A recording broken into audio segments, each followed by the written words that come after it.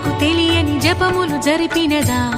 మురళీ సఖీ వెనుకటి బ్రతుకున చేసిన పుణ్యమిదా